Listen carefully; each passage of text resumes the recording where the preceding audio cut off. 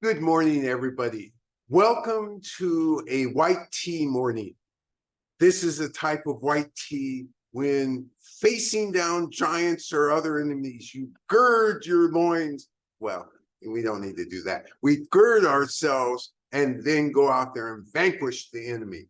This is the type of morning we're talking about. It's enemy's demise.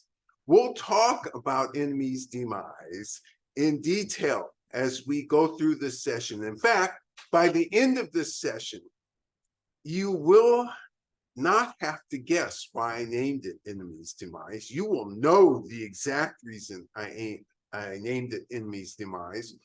You'll know more about white tea. You'll know some of the alleged health benefits surrounding white tea, particularly aged white tea. You'll know the area from which this comes from. So there'll be a whole passel of things. Oh, and most importantly, you'll have tasted it. And you know what? You're going to teach me what this thing tastes like. And that is so exciting. I'll get your expert input on this. Now, what kind of a week has it been at the tea shop? It's been a good week. And we've had lots of new people. We've had some interesting things happen. We've had old friends come back to the shop multiple times. We've had people we haven't seen in a bit in the shop. Welcome back, Teresa. It was great to see you a couple times this week. It's been a wonderful week. We had Terry back here. He's left yesterday and is back on his way to Nevada. We've just had a whole great number of friends, old and new, who've been at the shop.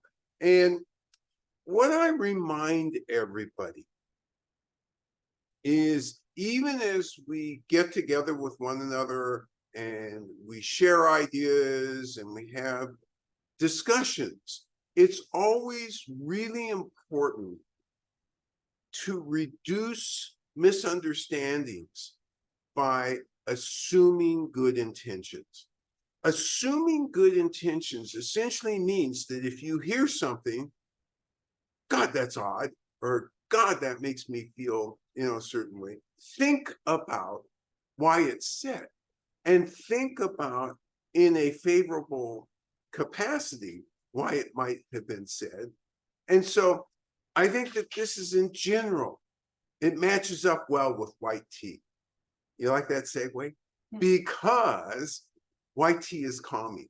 Assuming good intentions is calming. So it segues up really well with white tea. All right, so let's jump right into enemy's demise. And let's talk tea in general. Talk tea in general and then work our way back down to white tea. So I'm going to give a history of tea in 3 minutes. This will be funny and fun. So tea originated in China. Everybody knows that. It went 2 directions as it developed. One, it went towards Russia, actually Mongolia, and then Russia in that direction to the north, because the Chinese historically were fighting invaders from the north. So there were trade routes established. And so tea went in that direction. It also went to the west. Now, have a picture of China in your head. And the west in China, what I mean is to the left and slightly up through Asia. The stands, Pakistan, Turkmenistan, Uzbekistan, Kazakhstan, all through that, all the way down into the Middle East. So that's how tea migrated to other places. Then we had later migrations. So think British colonialism. Brits come, actually the Dutch came first. Brits followed shortly thereafter and then started to spread tea among the colonies. And that's actually how tea came to the US, through Britain. And so after that, we have actually pre-British I should have talked about the southeast migration. So again, think of China and think of Vietnam, Laos, Cambodia, Malaysia, and think of the tea wandering to the south as ethnic Chinese people, ethnic Dai people, and others who lived on the border went back and forth as traders and took tea with them. So this is the grand migration of tea up to about the 1800s. Then you had tea go to Africa. So it went to Africa relatively later, and partially as a plant that grows there, or that was planted there, let me put it that way. And it actually has successfully grown, particularly in Kenya. Kenya has relatively large crops of tea, not famous around the world, but what is famous in the tea industry is their ability to process tea. And what I mean is through industrial processings. So when you think tea bag and ground up tea, where does most of that tea come from? Well, it comes from all over the world, but most of it's processed in Indonesia because they've got these gigantic plants that are able to process that. So I'm talking about industrial plants. I'm not talking about tea plants that are able to process that and then produce tea bags. So that's the spread of tea. Now, I've seen some papers, and in fact, in preparation for today's talk with all of you, I saw a scholarly paper published in 2022. And it talked about, within the first two paragraphs, of the styles of tea. Oh, the styles of tea have been around for thousands of years in China. Now, all of you who've been with us know that that's a patently false statement, that the scholars who wrote this were careless, extremely careless, because yellow tea wasn't being produced thousands of years ago. White tea was not being produced thousands of years ago.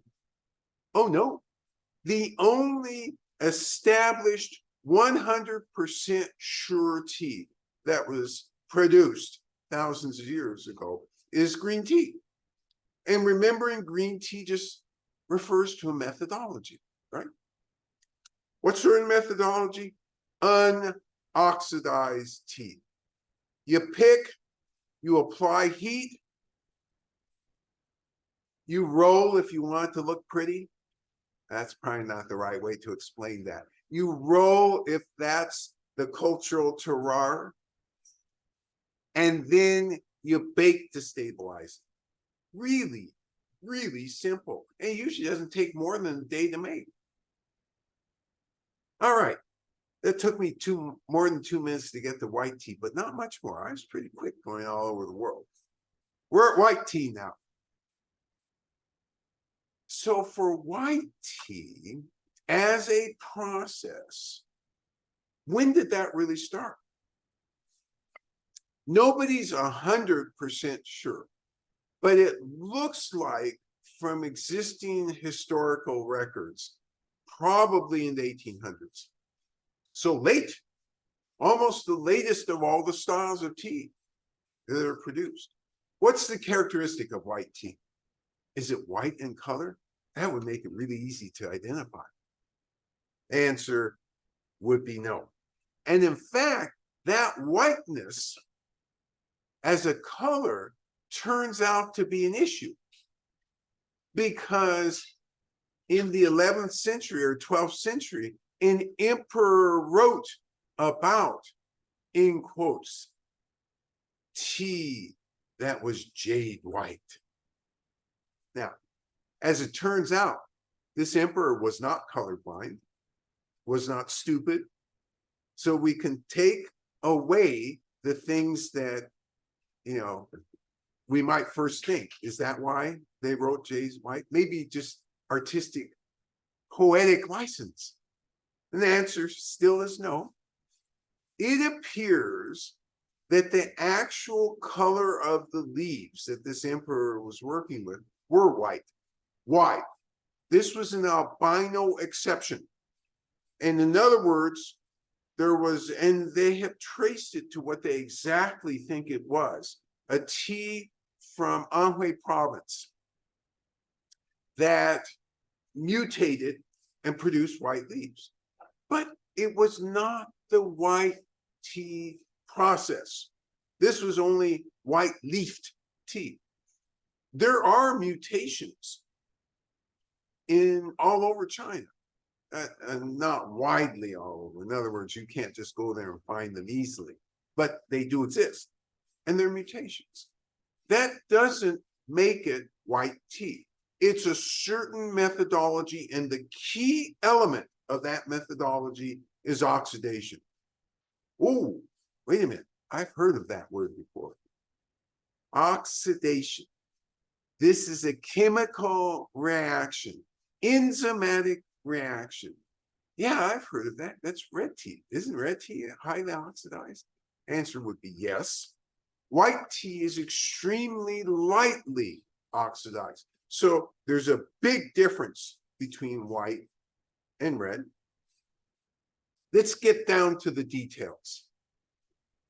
So you got to pick the tea. No exceptions to that. What is exceptional, though, is white tea. When you talk about picks, there's really two types of picks for the most part. There are some exceptions, but I'm going to give you a broad generalization now. You can pick early spring before the tea leaf bud has opened up into multiple leaves, and you've got silver needle or an equivalent. Okay? And that's an on-purpose pick. Early spring. Early spring. And by the way, this is in Fujian Province. I forgot to locate us. So this is south of the Wui Mountains. Wui Mountains are the furthest northern point in Fujian Province. So this is a little south. And it's also a little east, so towards the ocean. So you've got places that are famous. Zhenghe, that's where we'll be talking about today. That's a county. Fuding, another county city area. Jinyang, another area where white tea early on. And it's almost in a line going towards the east. Zhenghe isn't really all that far from the Wui Mountains. I say that having made that journey, and actually it took 8 hours. So depends on how you define far. Part of the reason, though, it took so long is because there's no direct way to get there. And so you're taking the train from the Wui Mountains down towards Fuzhou. And that's just a gnarly route because you first leave the Wui Mountains and head east, then you go south, and then you go west. Now, as the crow flies, it should only take 3 hours. But once you get to Fuzhou, somebody's got to meet you, or else you have to take a slow bus. Having somebody meet you is much better. Then it's a 2 to 3 hour drive through the mountains. There's about 100 tunnels in this mountain. And then over to the other side. And then you get to Zhenghe. Zhenghe, parts of it are forested. It used to be a stopping point on the imperial, how do I want to say this? So when important officials from the court traveled, in various places in China, they had inns, imperial inns, so to speak, that were specifically for officials who were traveling. And so Zhenghe was one of those points. And in fact, the factory where, or the production facility where Enemy's Demise was produced exists in one of these old style imperial inns. And there's a whole nother story related to that. If we have time at the end, we'll take a big digression to get to that one. Let's stay on track though, because you know how far off I can slip if I don't use self-control. And I'm wearing linen today, so I'm really supposed to, you know, be truthful and have self-control. All right, so you get to Zhenghe, we're talking about the pick. So you pick early spring if you want specifically silver needle, you pick that early. If you want any of the other grades, what are the other grades? Things like white peony. If you want, in quotes, peony king. If you want Taoist eyebrows. If you want spring tribute, it's all the same pick. This is deceptive, isn't it? So let's define that because it sounds really deceptive. How can 5 different grades be all the same pick? Well, what they do is they pick later in the spring and pick down to that 4th or 5th leaf and pull that all off. And then when it comes into the production facility, they evaluate size of leaf, location of leaf, time of year, and then make some decisions. Okay, I'm going to take the bud and the first 2 leaves off, and we're going to call this white peony. I'm going to take this huge bud and this larger leaf, and then the little tiny leaf, and we're going to call it king peony. Oh, not me. I'm going to take 5 leaves, and if there's a bud, and we're going to call ours spring tribute grade. Or, hey, you know what? I'm going to take everything else, and we're going to call ours Taoist grade, Taoist eyebrow grade. Yes. So it comes as a cake. What's the size? Yes. So does it grow like a full-size cake? Oh, wait a minute. I don't think that was the question. Let me rephrase that. When they process this for Enemy's Demise, do they create a cake? And the answer is yes. 357 grams is the size. And by chance, I may have one of these lying around here. I thought I had one lying around. Well, one will be lying around in a minute, and I'll actually show you this cake. But we're not to the cake yet. We're still, you know, getting on our way there. We're defining grade. We have picked, we bring into the production facility, we sort, and we sort for grade, right? And then we start the process of whatever we're going to do to whatever grade. And in all cases, if we're any good as a white tea producer, we're going to sun dry. Now, why are the reasons we don't sun dry? Rainy, you can't sun dry when it's raining. Foggy, you can't sun dry when it's foggy. Okay. Here's a picture of half a cake. Over 10 years. Yeah, I'll explain all that. 13. Whoops. 13. Kind of loose cake. Yeah. You get a we picture use of it this. after. This is what we're using. Yeah. But it comes nicely wrapped, pretty paper, 16 years old. It's got its age, and we'll talk about the benefit of age in a minute. So we got in this production facility. When the sun shines, we sun dry. If it's not shining, and for a number of days it doesn't shine, then they actually have machinery to semi-bake it, bake dry, not bake it, but bake dry, heat dry that way. The best of it is always sun dried. That's the hallmark of really good white tea. All right, so you have completed the process of sun drying, Oh, and by the way, what? You throw it out there in the sun for 45 minutes? Yeah, that's pretty roasted. Looks pretty sunburnt to me. That's enough. Now, no. The answer is absolutely no.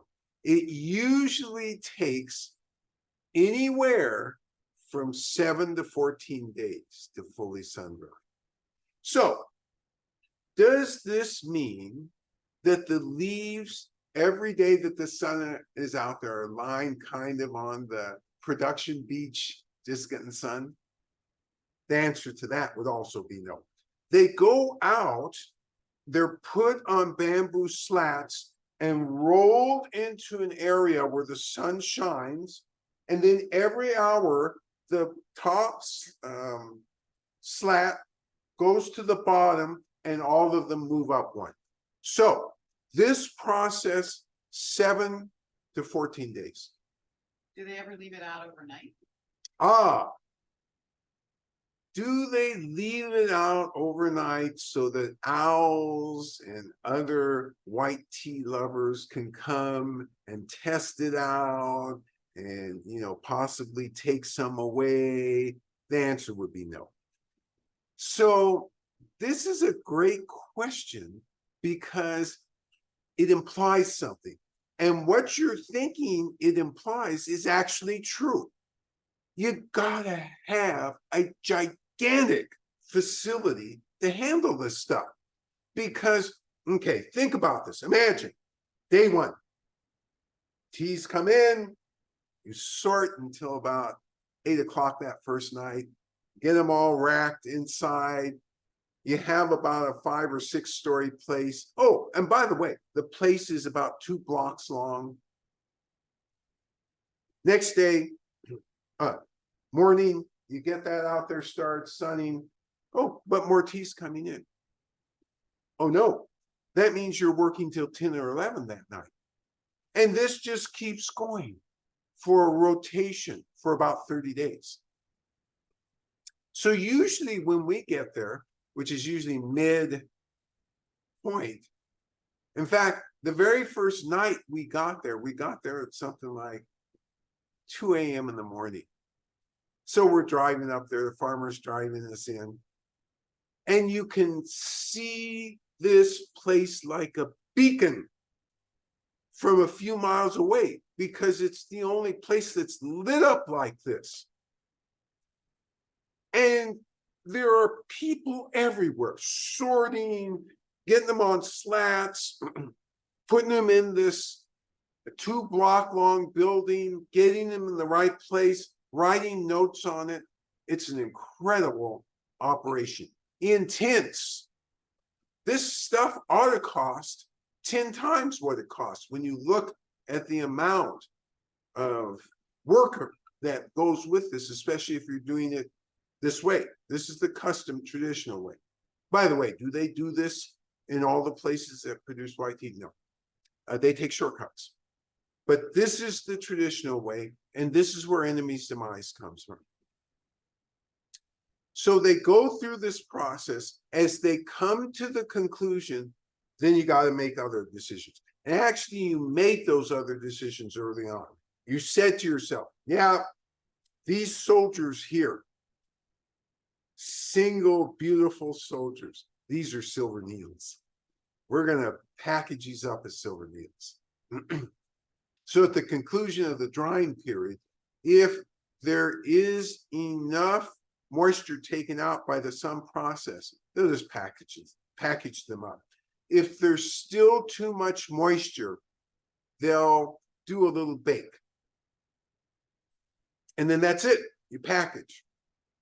Okay, so what about the white peony? Okay, well, we got to sort through this. Do we want king white peony? That's another grade which is higher. Do we want regular white peony? Okay, you go through the sorting process. You come all the way to Taoist eyebrows. That's everything, right? Leftover. Leftover of white tea is really good. So you get to this stage, and this is where you say to yourself, as this farmer did, you know what? I'm going to become famous in China. And I'm going to produce this massive amount of tea that I'm going to age over the years. Why did this farmer in 2010 come to that conclusion? Why did this farmer say to himself, I'm going to do this? Because by that time, two things had already occurred. Scientists in China had published these really important articles which stated something to the effect, oh, by the way, if you drink white tea, it's really great for skin health. Half of China right away, give me that white tea. All the cosmetics companies in the world, what? Good for skin health. We better do some investigation. And white tea, which was a stepchild among all the teas produced in China, very little was produced at that time, maybe 2% of the entire crop, if that much, maybe really only 1%. All of a sudden, all these requests come in. Oh, good for skin. I like beautiful skin. Yes, sign me up. I want white tea. So that was one element. But there had to be the second element which occurred in order for this farmer to make a further decision. Second element, a health product, a nutraceutical. Wow. It's just like here, right? We take turmeric, we get out a little curcumin from the turmeric, and it becomes from a spice into a nutraceutical. And then we can charge money, we can patent. I guess we can't patent, but we can try. You get a product, and all of a sudden, all the health-loving peoples want this thing. So in China, by that time, there was anecdotal evidence that all aged teas brought more health benefits. So that's been kind of percolating around for 20 years or so. But as more and more research came to bear, particularly on aged white tea, you started to get this sense that, oh my gosh, any white tea aged over 7 years, let's stop calling it tea. Let's call it a nutraceutical. Because my, oh my, this thing's going to take care of everything. And so with that in mind, this farmer then decided to make an enormous part of the 2010 crop into cakes. And which part of the crop? That would be the Taoist eyebrows part of the crop. So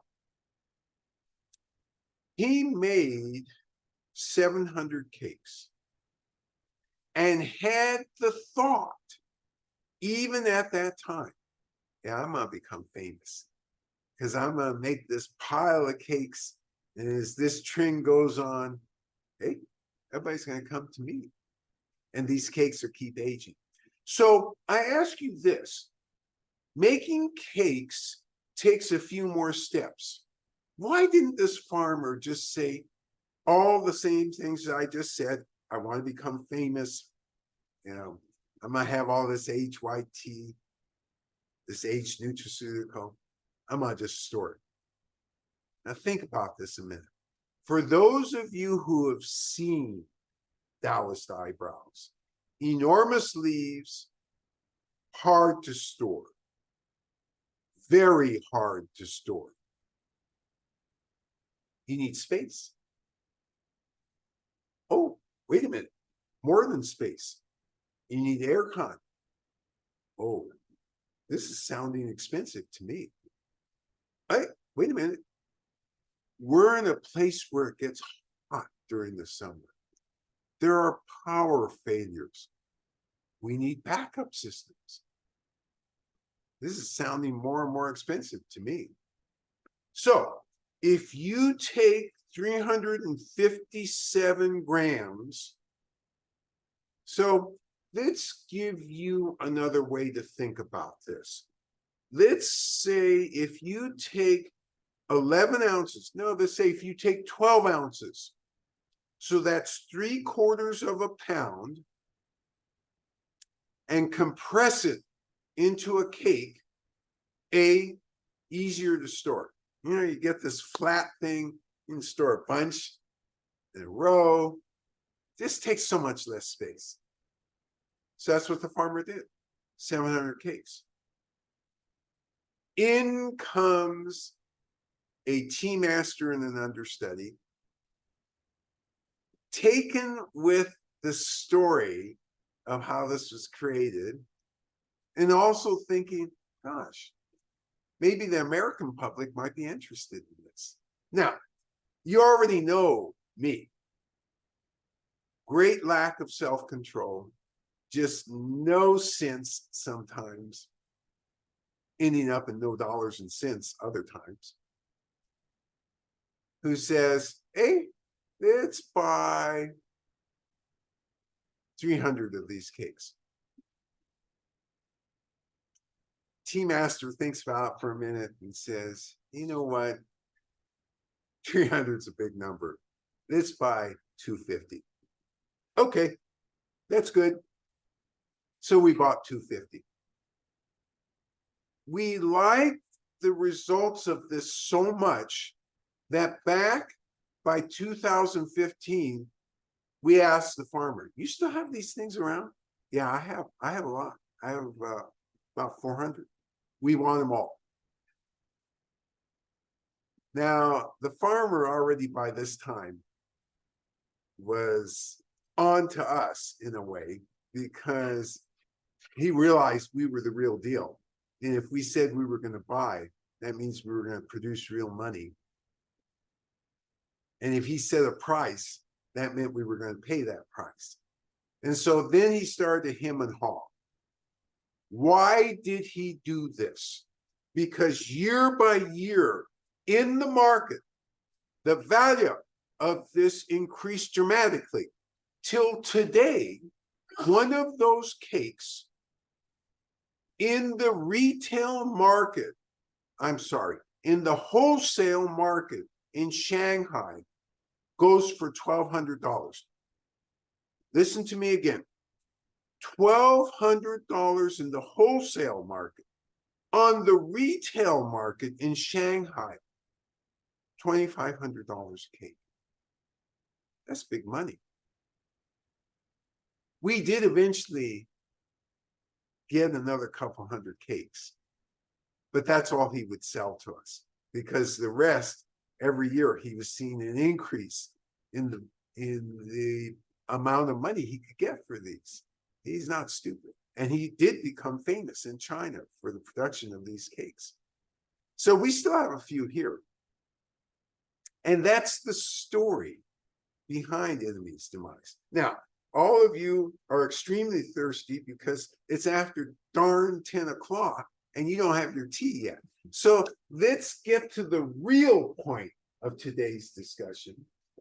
And let's have Biju, the beautiful, extravagant, numinous tea master, come and brew with you. Okay, thank you. Hey everyone, yeah, good morning. We do 白茶, the color, we call 白茶 in China, color is white. So, okay, so you can see me today, so I still, follow, the white tea factory in Fujian Province. First one, I take the gloves. So people, you can see, the cake. I can use the cake with the tube for us.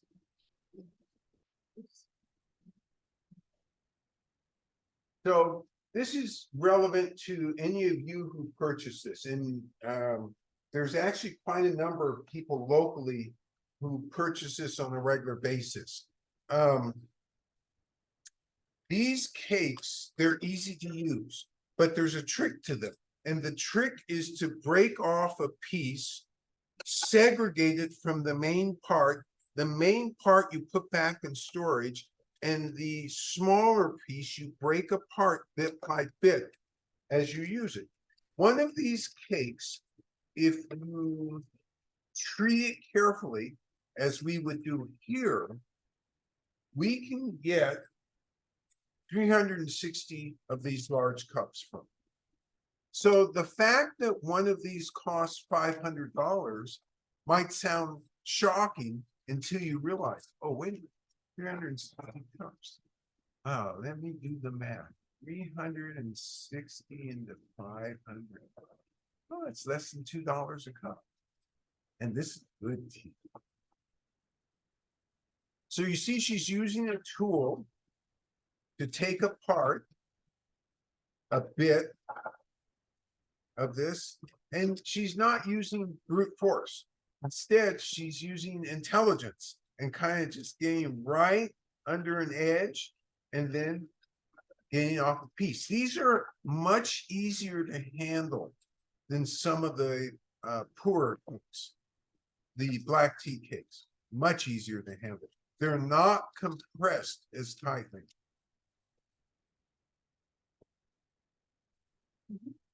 Yep.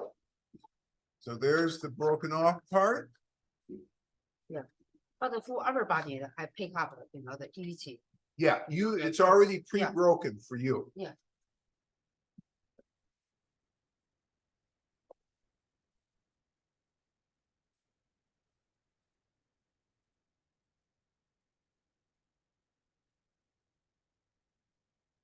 And it's already pre-measured for you. It's 4 grams.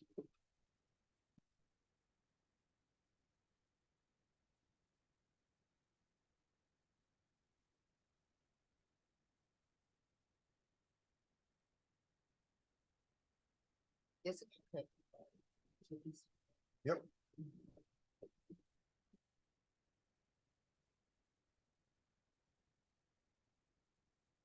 And so now you go through the regular routine of heating the cups. Use any temperature of water from 175 to 212. And what you would have on your tableau is 2 large cups and a strainer. That's it. We're actually making 2 cups at a time, but you would be making 1. Don't forget, so when you brew the tea, the first always open your tea tray, tea well, the 口，打开你的那个，就是热火就打开你的。Yeah, heat up everything, make Yeah. sure it's absolutely clean. And this is in preparation for opening up the tea leaves. And you'll see that process as we go forward.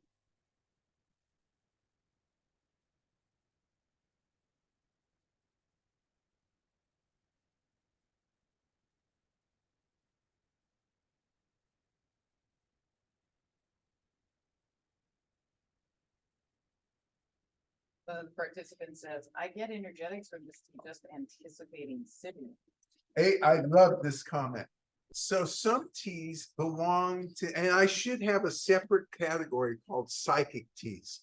And this would fit in that category because you're right. As you hear about the energetics, all of a sudden you feel the energetics even before it gets to you.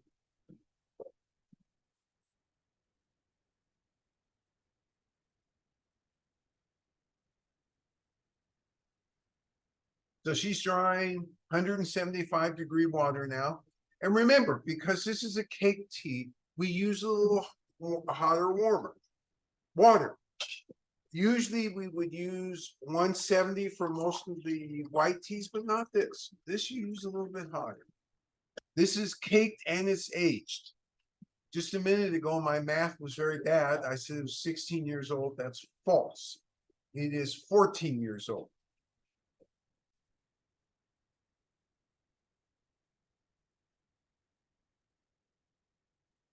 And so when you have older tea, it is most likely, there are a few exceptions, but it's very rare that Again, you would use the 175 in preference to the 170.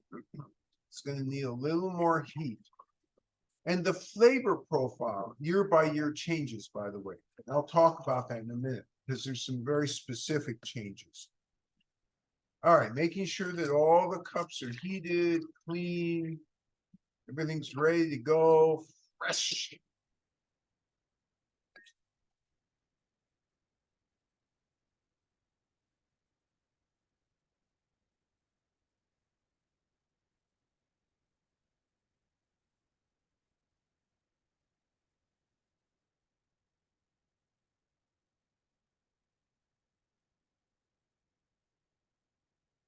Okay, both cups well heated.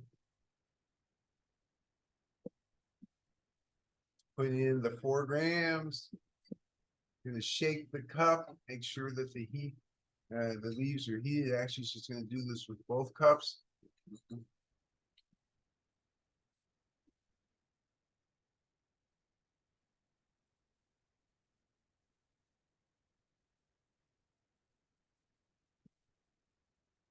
Shaking. Oh, yes. Shaking, distributing the heat among the leaves.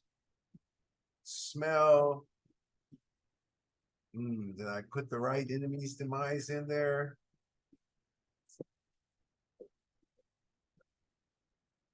You're gonna really be able to use this tea to vanquish the enemy.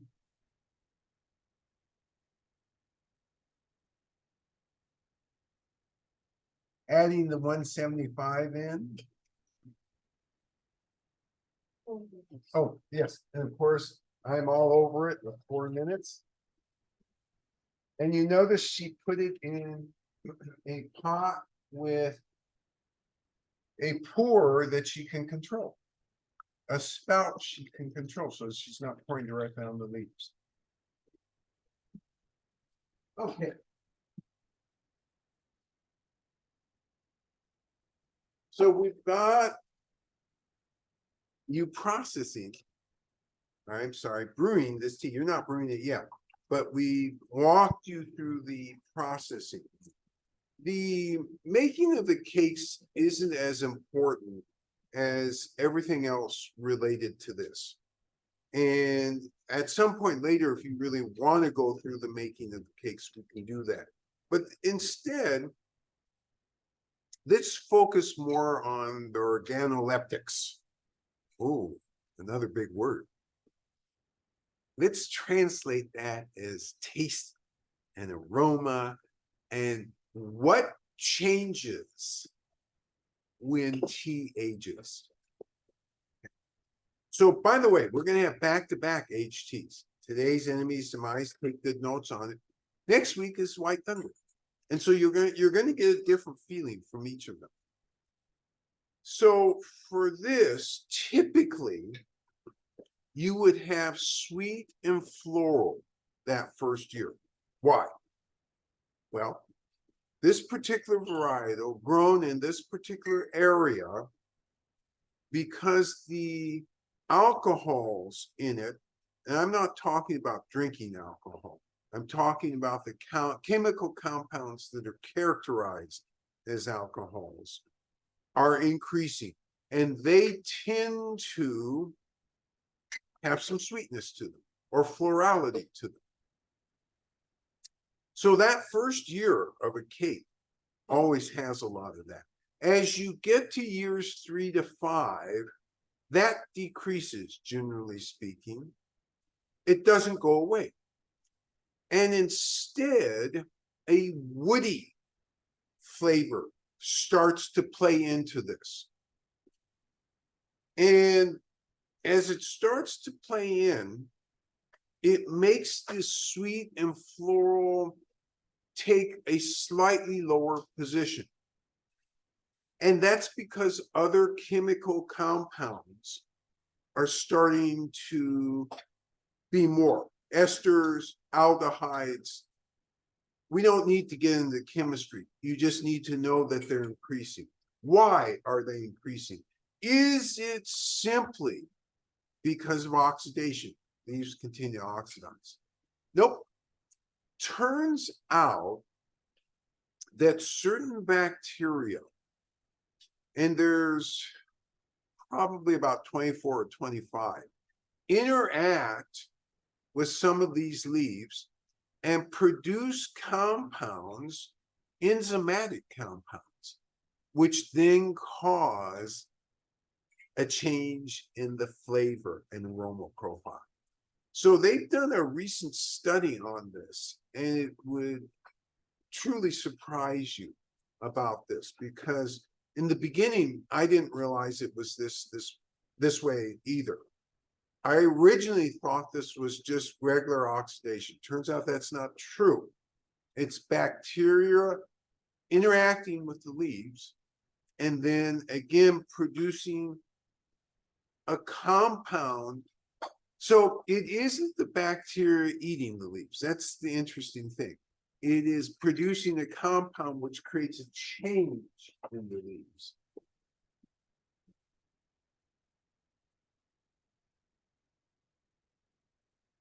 First 4 minutes has occurred. Tea master separating the tea from the tea leaves, not in a hurry. It's steady. Gonna separate the second cup's worth. Again, just steady, patient. Gets all the water out. You get lots of steeps with this. Look at this thing. Wow, it's got some color. You know how so much of the really fine Sophie's white tea, you get it and you think to yourself, oh, they gave me hot water. They forgot to put tea leaves in. There's no issue with this. This you see right away. There's some color in here. All right, this entered the quality arena. Okay, quality arena, the first things we're going to look for are astringency. Remember, this is aged, so it's going to be a little different. Some astringency. You're going to get an aftertaste, then you're going to get an energetic. So it's enter.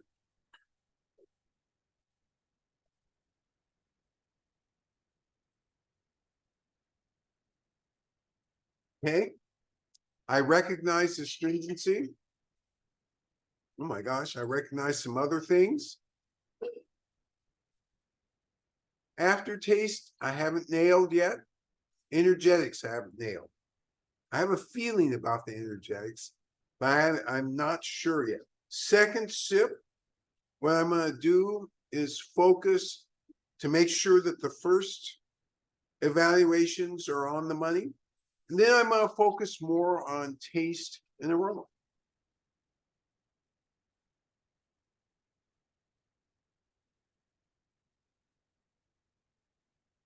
You notice I'm not in a hurry. I really want to get to the essence of this.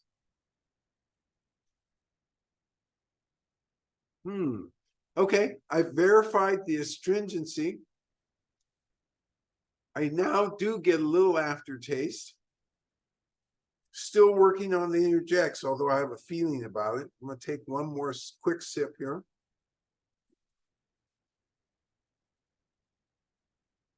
Oh yeah, I verified the aftertaste. All right, it's your turn to brew.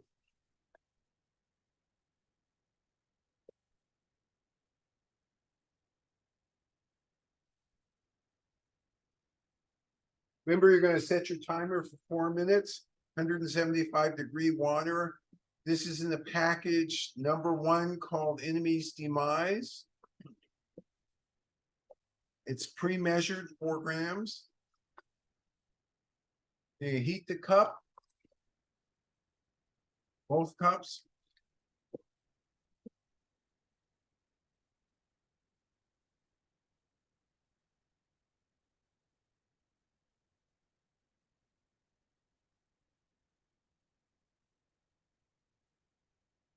So while we're doing this, oh, actually, I'm not going to distract you. Let's focus on what we're doing. And then in a minute, I'm going to talk to you about the alleged health benefits of this.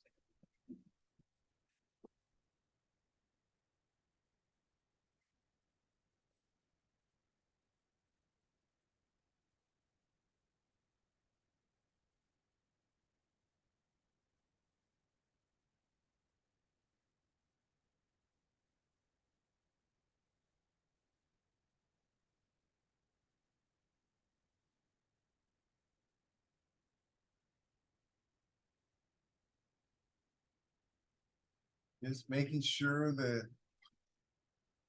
aerated the water, dissipate the steam. You're gonna put your leaves in the heated cup. So we same tea, huh? So, yeah.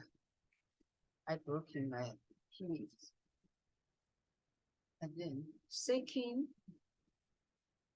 摇香 shaking 摇香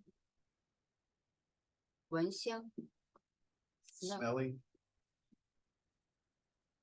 So after a while, for those of you who are paying attention, you guys are going to become like me in the sense that keep listening to the tea master. She's going to tell you all these tea terms.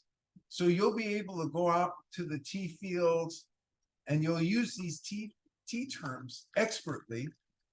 And everybody's going to assume, oh my God, your Chinese is really good. 4 minutes. Because these are very unusual terms outside of the tea fields. Set your timer for 4 minutes. All right. Let's talk about putative benefits of white tea. So you've already heard one that came out in research in the early 2000s, and then subsequently, it must have some validity because in all the high-end cosmetics, you see white tea extract in there. Usually you don't put stuff in, even if it has a good sounding name, if it's not doing nothing. What this is allegedly good for is skin health. Very good for skin health. Secondly, it's good for bone density, tendons. Thirdly, it's allegedly good for improving insulin sensitivity. So for people who have diabetes or people who are having bone issues, this is allegedly, and in China, it's viewed as very good for this. Cosmetics wise, skin wise, it's viewed as hugely beneficial to the skin. Anecdotally, when white tea was first produced, what they found is that children who had measles and other skin conditions, when they put white tea on it or drank white tea, it helped immensely in terms of preventing scarring and made the skin come back alive, so to speak. So, highly anti-inflammatory. It does have catechins. Are they as intense? By intense, what I mean here, are they as much as the catechins, as many, I'm sorry, as in green tea? No, green tea seems to have more catechins. On the other hand, white tea seems to have more L-theanine. L-theanine is a very important plant protein, calms the body, brings you to mental clarity. When you brew like we instruct you to brew, what happens is you de-accentuate the caffeine and you accentuate the L-theanine. So it seems like there's a bunch of hocus pocus going on behind the counter here sometimes in terms of, oh, it's got to be 170, it's got to be this time and that time. As more science about brewing comes online, turns out, because humans tend to like brighter flavors, they tend to like sweetness, the methodologies we're using are increasing the amounts of L-theanine and amino acids that actually get into the final tea liquor and decreasing catechin and caffeine levels. Turns out catechin and caffeine are bitter things. These type of compounds are quite bitter. So yeah, if you want bitter and you want to brew at 212, you can do that. But you'll decrease markedly L-theanine, you'll decrease some of these other compounds, but you'll get a more intense experience. with the catechins and caffeine. Yes. Have some feedback from participants great. online we're bringing. Great. First is that the warm leaves have a lovely fruity fig smell. Oh, this is a great opening comment, and it's so great. I'm gonna have to spend some time with this. Lovely fruity fig. This is the leaves or the, Warm leaves, yes. yeah. I love this commentary because ours, I said, is 14 years old and doesn't fit the normal profile. There's two reasons it doesn't fit the normal profile, because normally when something like this is aged as much as this, you're not going to get as much of that fruity. So what did we do differently? Maybe I lied about the age of this. Answer is I did not lie about the age. What we did differently, as opposed to the scientists who were researching by years, we keep ours better temperature control.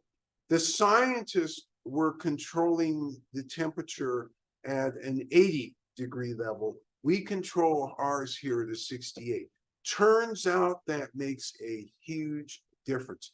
Details matter. Yes. Another participant shares, I get lots of honey and fig in the aroma.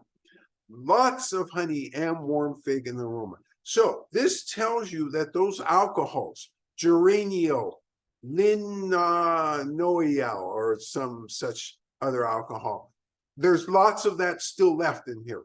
And it's producing, and as it produces, particularly in the way we're brewing this, it's dampening out other types of aromas and other types of flavors.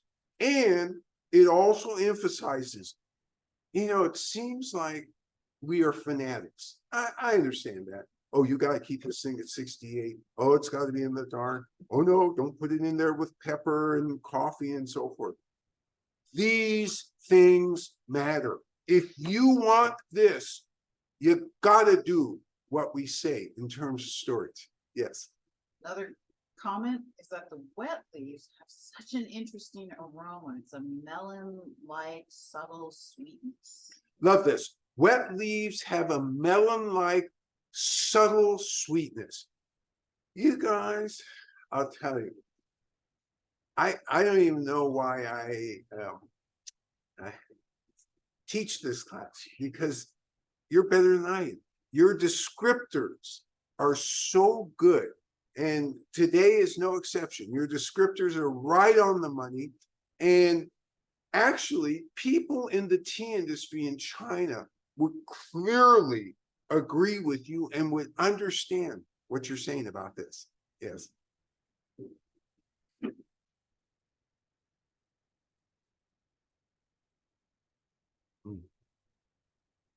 It has an amazingly clear gold color. Amazingly clear gold color, which implies something else also. Remember, this is 14 years old. Is this taste still clean and fresh? Most aged white, if it's not aged properly, and we've had the badly aged whites, they do not taste clean and fresh. This is clean and fresh. It retains that sweetness. It retains a hint of fruit. All of you are picking up that hint of fruit. The tea itself is so smooth and juicy, and the astringency is gentle. Gentle astringency, absolutely. Smooth and gentle and juicy. I love the fact that you hit juicy. You aren't going to call something juicy if it doesn't have a good taste. This taste is easy to drink, and it satisfies a sense of, gosh, I'm salivating at the smell. Give me something that makes my mouth feel satisfied.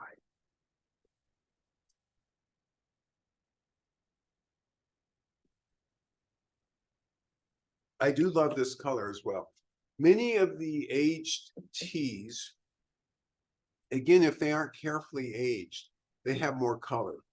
And the more color, what we've experienced with that is, interestingly, a flatter flavor and certainly not sweet like this is. So if you're drinking Enemy's Demise and it's not like this, you truly have to look at how you're storing.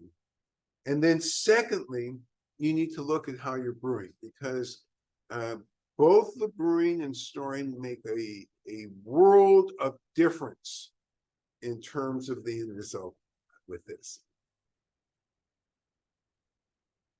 Okay, let's see how we're doing here. Oh, over time. Just a little over time. Okay, no digressions. I was thinking of a digression, but I'm afraid that if I do that, we won't end even anywhere near time. Yes. Do we use glass cups to brew this instead of clay pots with this tea because the taste is so subtle? Okay, so let's refresh our memories about when we use clay pots and when we don't. So clay pots are for teas that need concentrated heat. So concentrated heat is 200 degrees or more. Anything that's under 200 degrees should not be using a clay pot. You have people in China who will still use clay pots for other types of teas outside of oolongs. I don't recommend that for you. I don't recommend that here in the States. The reason I don't recommend it is you're going to have to spend a pile of money on clay pots, because the way they're doing it in China is different than how you might imagine it here. They actually have one clay teapot per tea. So you go into these places with these collectors, and our favorite collector in Fuzhou, when we go to his place, he has 60 or 70 clay pots, and every single one is for a different tea. Now, I welcome those of you who would like to go that route to come and visit, because I'll teach you how to do that. But that's a whole nother methodology. And none of our instructions are reflective of what would work with that methodology. There's a whole different set of instructions for that. Yes. Can you tell us about the name? Yeah, yes, the name, of course. So, thank you for that reminder, because this is really important. The name in Chinese is Lao Shu Bai Chang. So what that literally means is old bush or white tea. So I ask you this: if you went into a tea shop and they had that name on the board, would your eyes be drawn to it? Oh no, that's like putting a mantle of invisibility on it. Your eyes would not be drawn to it and you would not buy it. So what I did was I went to the literature about aged teas, especially aged whites, and started looking at the alleged health benefits. And one of the alleged health benefits is its high degree of anti-inflammatory, fights inflammation. And so the enemy here that I'm describing is inflammation. And obviously we know what Demise is. Here in the store, as opposed to the website, I have AM after Enemy's Demise. So it's a suggestion you should start off with this in the morning. Why? There's more stuff behind this. And that's because at night, what is it that our body is trying to do? It's trying to clean up inflammation. It's trying to rid itself of inflammation. So Enemy's Demise is a continuation of that campaign against inflammation. So that is a personalized, I mean, in China, they would never recognize this name in terms of this tea. But in China, they have an interesting way of talking about this tea, which is different than the real name. And they talk about this as aged Zhenghe tea. And as soon as you say that, because Zhenghe is analogous with white tea, people would understand that. Well, they understand that in China, but they don't understand that here. If I said to any customer, oh, would you like some aged Zhenghe? They would look at me, did he just offer me a new joint of some sort or some new concoction of some sort? They think I lost my mind. Enemy's demise, at least they think, oh, well, this goes with the names on the board. There must be a reason behind it. All right. Today, you've learned about the process of white tea. You got a brief history of tea expansion in the world. You know the specific process of putting together Enemy's Demise. You got a chance to taste it. We've talked about the alleged health benefits, and I was the beneficiary of all your great comments and evaluations about the tea. I salute you for those. Incredibly on the money. Really, really good. And in China, they would really agree. They grok. They would understand what you're saying because it's the language is right there. So great job on all of that. Next week, we're still in winter. Winter storms, thunder and lightning. Oh, wait a minute. Wrong topic. White tea. Aged white tea again, but a very different taste. White thunder. So that's what we're going to do next week. Your responsibilities this week are to stay healthy, and we look forward to seeing you next week. Bye-bye now. Take care.